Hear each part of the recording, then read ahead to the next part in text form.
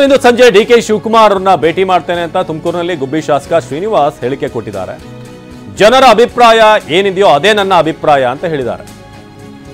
ಸದಾ ಡಿಕೆ ಶಿವಕುಮಾರ್ ಅವ್ರನ್ನ ಒಂದಷ್ಟು ಅವರ ಬೆನ್ನಿಗೆ ನಿಂತಂತ ಶಾಸಕರಲ್ಲೊಬ್ರು ಗುಬ್ಬಿ ಶಾಸಕರು. ಜನರ ಅಭಿಪ್ರಾಯ ಏನಿದೆಯೋ ಅದೇ ನನ್ನ ಅಭಿಪ್ರಾಯ. ನಿನ್ನೆ ಡಿಸಿಎಂ ಡಿಕೆ ಭೇಟಿಯಾಗಿ ಸಂಜೆವರೆಗೂ ಕಾದಿದ್ದೆ. ಹಠಕ್ಕೆ ಬಿದ್ದು ನೀರು ತಗೊಂಡು ಹೋಗುವ ಉದ್ದೇಶ ಇದೆ. ಎಲ್ರಿಗೂ ಕೂಡ ತೊಂದರೆ ಕೊಡುವಂತ ಕೆಲಸ ಮಾಡ್ತಿದ್ದಾರೆ. ಪ್ರತಿಭಟನೆ ಮಾಡಿದವರು ಯಾರು ಏನು ಅಂತ ಗೊತ್ತಿದೆ. ನನ್ನ ವಿರುದ್ಧ ಹೇಳಿಕೆ ಕೊಟ್ಟಿದ್ದಾರೆ, ಧಿಕ್ಕಾರ ಕೂಗಿದ್ದಾರೆ. ನನ್ನ ವಿರುದ್ಧ ಇದ್ದವರೇ ಪ್ರತಿಭಟನೆಯಲ್ಲಿ ಸೇರಿದ್ರು ಅಂತ ತುಮಕೂರಿನಲ್ಲಿ ಗುಬ್ಬಿ ಶಾಸಕ ಶ್ರೀನಿವಾಸ್ ಹೇಳಿಕೆ ಕೊಟ್ಟಿದ್ದಾರೆ.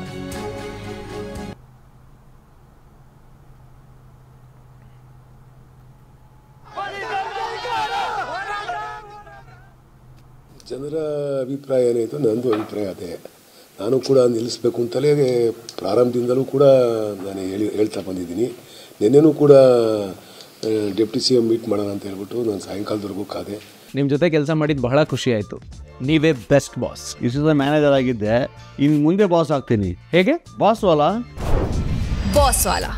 B the boss.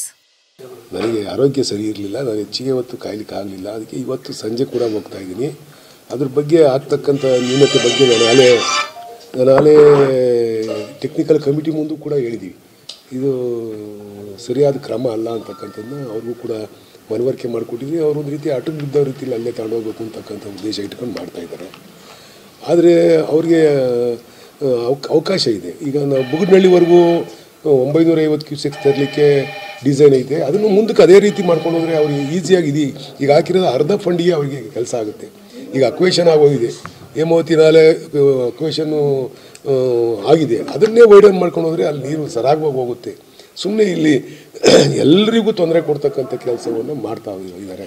ಇದು ಆಗಬಾರ್ದು. ನೀವು ಹೇಳಿದಿರಿ, ಆದರೂ ನಿಮ್ಮ ಮಾತು ಕೇಳ್ತಿರೋ ಸರ್ಕಾರ ಏನು ನಿಮ್ಗೆ ಬೆಲೆ ಇಲ್ವಾ ಅಥವಾ ನಿಮ್ಮ ಮಾತಿಗೆ ಗೌರವ ಕೊಡ್ತಿಲ್ವಾ ಸರ್ಕಾರ? ಹೆಂಗೆ ಅಂತ ಈಗ ಶಾಸಕರು ಇರುವಂಥದ್ದು, ನೀವು ಅದೇ ಪಕ್ಷದಲ್ಲಿ ಇರುವಂಥದ್ದು. ಹೌದು, ನಾನು ಅದನ್ನೇ ಮಾತನಾಡ್ತಾ ಯಾರು ಹಠ ಇಷ್ಟೊಂದು ಹಠ ಯಾಕೆ?